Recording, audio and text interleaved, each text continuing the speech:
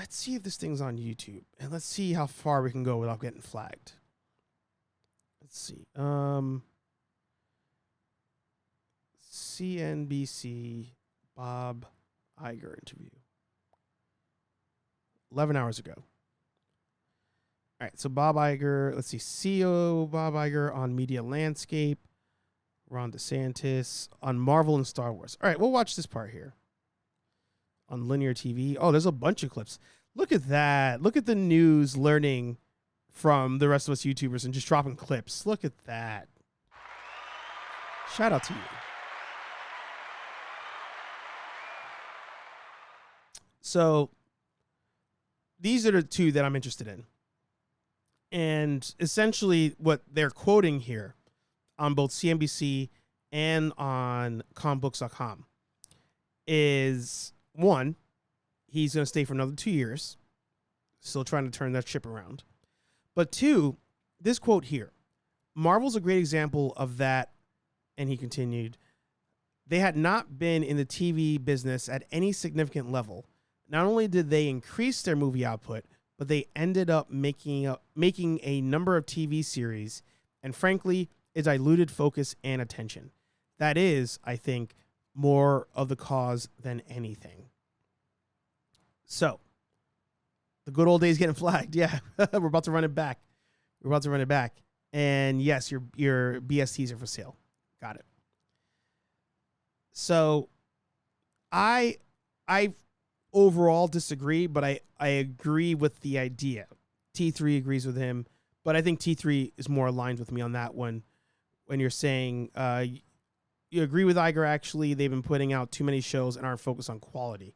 That's where I'm at. It's not the volume of shows, it's the quality of the shows. And even when he's talking about the focus, there's not even like a story. There's not even like a linear story that they're still trying to tell. So let's go over here. Let's check out his Marvel and Star Wars take here. Because, of course, I'd love some Kathleen, you're out of here. But, it ain't going to happen. Let me move this up. And let's make sure you can hear it. Problem, though, at Disney Animation? Is the loss of John Lasseter years ago, for example, been a blow that you haven't been able to recover from? Well, first of all, there's Let me know if you guys heard that. I think you could. Overgrown, a.k.a. T3. That's all on Chapek, prior CEO. He wanted more, and didn't really care about quality. I agree with that, for sure. It's funny. I'm like on the fence with Bob. I'm on the fence because we blame Chapek, also named Bob. We'll just say Bob Iger and Chapek. We blame, in business, you're always going to blame the current CEO. That's just kind of how it works. But we have to remember that even though it may have been Chapek's errors that led to Disney and Marvel being where they are currently, because he currently was running it for 2 years prior to when Iger came back. But don't forget, Iger still put these people in place to run the store while he was out. So at the end of the day, it's like, it kind of still goes back to him. I see Patrick here says, see how chasing the Netflix model hurt all these companies. And then some of the streamers are trying to offload content and Netflix going to come up through the scoop up. Yeah. He talks about that in this interview, apparently. The studio and its movie assets are #1 at the global box office this year so far. That said, we're extremely realistic, and I'm very objective about that business, and there have been some disappointments. We would have liked some of our more recent releases to have performed better. It's reflective for not as a problem from a person. Just going to pause for a second. I don't know. I've seen other people play the news and not get flagged for stuff, but I just want to give it a second. We could do a Siskel and Ebert on the topic. It's funny. I would love to do that.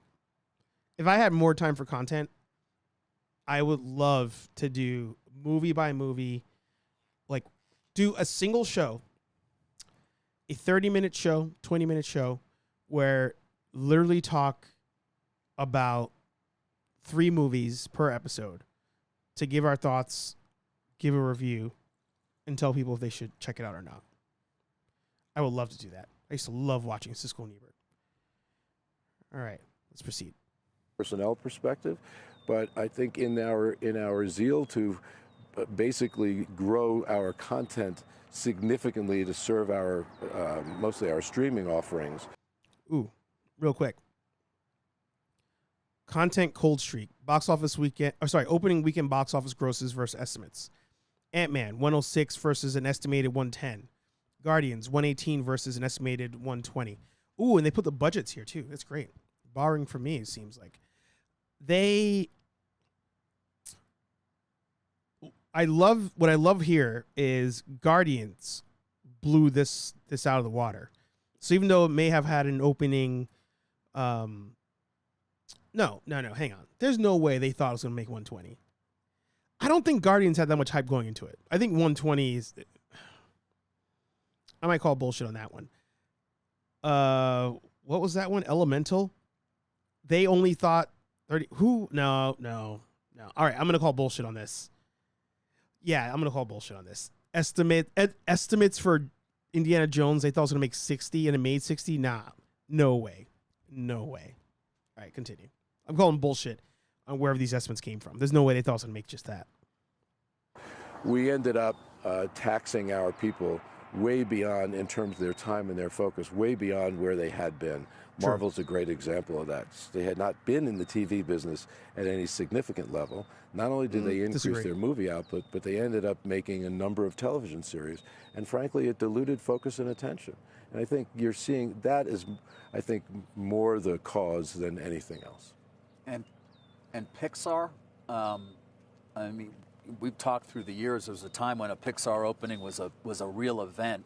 Did it suffer as a result of during COVID when you were going direct to consumer? For example, I think it was Red or one of the fairly big there were movies there were 3 Pixar releases in a row that went direct to streaming, in part mostly because of COVID. And I think that, may have created an expectation in the audience that they're going to eventually be on streaming, and probably quickly, and there wasn't an urgency. And then I think there was some. I think you'd have to agree that there were some creative misses as well. I look at the company's 100 years old. Walt Disney went into the animation business starting with shorts in the 1920s, and obviously his big first feature with Snow White in 1937. If you look at his history, there were peaks and there were valleys. Every valley was followed by a peak, and I studied it very carefully. It's true in my predecessor Michael Eisner's days too. He had great halcyon days of Beauty and the Beast and Little Mermaid and Lion King, and just this tremendous success, and then there's a dip. I'm not suggesting we're necessarily in that, but I'm also not suggesting that we're at a peak either. That we have some work to do there in terms of improving our creative output. Did the loss of... Sorry, before he continues there, I'm surprised at how much I'm agreeing with him on this one. I mean, that's everything that we say. Now, I will still say 2 things. One, yes, streaming is a fault. When streaming is at fault when it comes to the box office grossing numbers. But if you know that you're going to be putting it on your own streaming service, you've got to really be forward thinking to say, how can we maximize making the money on the streaming service? Again, this is not an Iger issue. Iger left before COVID happened. So I think that's a bit boomerish to think that streaming is to blame for why we're not making the money. You kind of should have thought of a way to cash in on that. I think when it comes to a lot of these movies, $20 for a single watch when you pay for an app is kind of a shitty idea. I think that's a pretty terrible idea. I think have the app, just either release it or the rental's like $5. Make it a dollar amount that people don't even think twice about. They're just like, oh yeah, it's $5. 99 cents even. But when they do the $20, whatever, that's where people are like, you know what? I've waited this long. I'm going to wait till it's actually just free on the streaming app. 2, and somebody here mentioned Netflix at some point. Where was it? Patrick said, see how chasing... Oh, yeah, that one we read already. The Marvel's about to release on Disney+. Plus. Yeah, that shit better release on Disney+. Plus. Fun fact that you know Christian Cooper on the infamous Central Park Birder worked at Marvel. The Central Park Birder? In the middle of the book right now. I did not know that. I didn't know what birders were until I met my ex, actually. Netflix still has to pay for what those other companies want to offload. And say Disney offloads and Netflix picks up Disney, still makes a shit ton of money. That is true. That is true. So, and you say here, Guardians of the Galaxy Volume 3, budget $250. Currently, box office. Sorry, I'm just going to open this water. Box office total $841 million. Because it's a good movie.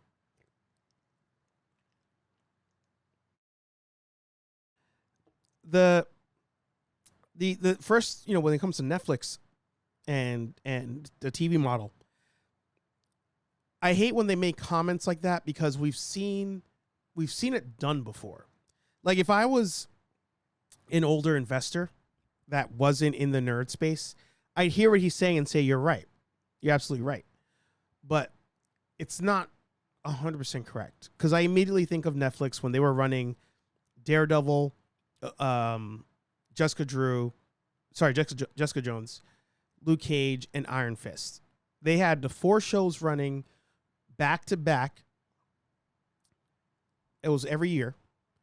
And still did a crossover with them. And they still ran alongside the Marvel Studio releases. So it can be done. It can be done. And something that worked well with those shows that didn't work so well with like Agents of S.H.I.E.L.D. after a while. Actually, no, Agents of S.H.I.E.L.D. I think was successful in its own way. But you could watch the Netflix shows or not watch them. It made absolutely no difference. And things that happened in the big movies didn't affect those shows. Now, Agents of S.H.I.E.L.D. was running at the same time on ABC. And in that one, what I thought was cool was the show goes on, Marvel drops a movie, all of a sudden the show was like affected by what happened in that movie. That was great. But then over time, they kind of like left that idea and the show kind of fizzled out. So it can be done. It can be done because all these things are happening amongst Winter Soldier, amongst Ragnarok, amongst the Avengers, all simultaneously. So it can be done, but you got to make sure the story's in check, and you got to decide either everything is tied together or it's not. You can't just pick and choose and then change the content, change the lore and all that stuff. Let's finish up here. Was it a blow to the company over time? Look, there's a lot of talent at Pixar. There has been turnover as well, not just John, but there's been other turnover too, and that may have had some impact. But you're confident that the production of Subs. Pixar animation, for example, and the Disney studio... Sorry. I keep forgetting that people listen sometimes to the show and not watch.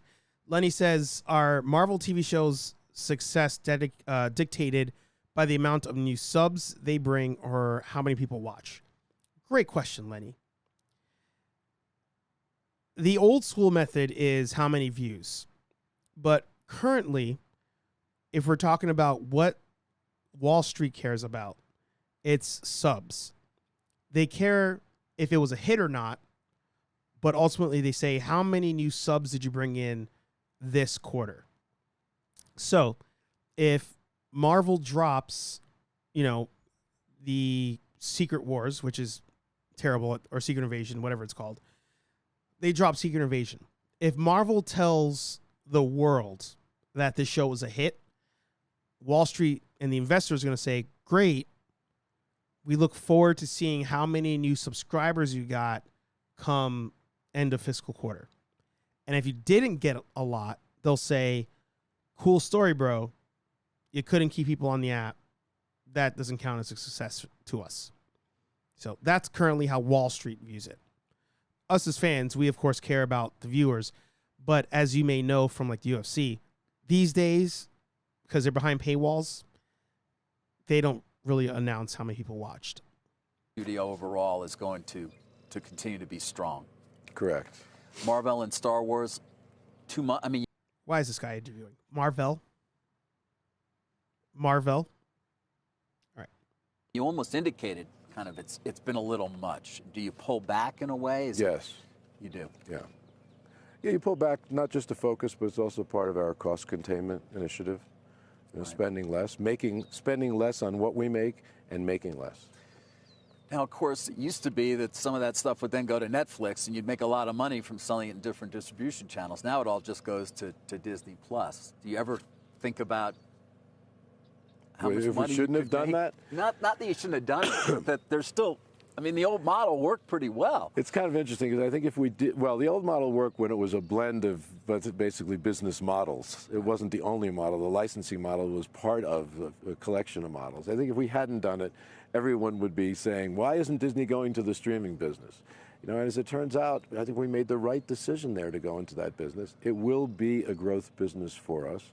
We will turn it around. I'm confident of that. It will become profitable, and it will deliver growth for the company. And it will be an important business because that direct-to-consumer model where you have a relationship with your consumers, which we lacked, frankly, as a company, except in our parks and resorts business, that will be of value to us long term. So Lenny had asked the question and he found it. The subscriber count right now is 157 million. And Overgrown said that it is both. They count streams per view, which in turn should bring in new subs. So that's how it should work. So Wall Street does the backwards math and they say, all right, how many new subscribers did you get? Because, for example, look at a show like Stranger Things. Stranger Things, latest season happens and Netflix saw a spike in subscribers. So you're going to see this happening. You're going to see those peaks and valleys, like he says. But it's very evident when a new show comes out, and the studios and these streaming services love to promote that. Latest season of Stranger Things came out last month. Subscriber this quarter, we grew, we'll say 8%. In the world of Netflix, that's hundreds of thousands. So 8%, 10%. Whoa, that's crazy. For Disney, they need a show to hit and then be like, all right, we just dropped the new season of Miss Marvel. And by the way, subscribers grew another 20 million, 30 million. Holy shit, that's wild. Like, that's what need to happen. All right, so now let's look at this one, minute 45, talking about the disruptive forces of streaming. Let me ask you about it. We're talking, I guess, ABC, the network, the stations, but... By the way, I want you all to, this is going to be me being cocky for a second, appreciate somebody reacting to videos on YouTube that has no ads on it, because I pay for YouTube Premium for all of you to watch all this. I mean, I watch it too, but I'm benefiting you on there. We'll proceed. Then the cable networks as well. Yes, correct. FX, Nat Geo. Is it possible you would look to sell them? We're going to be expansive. I think if you can interpret what that word means. We're just getting at that work, but we have to be open-minded and objective about the future of those businesses.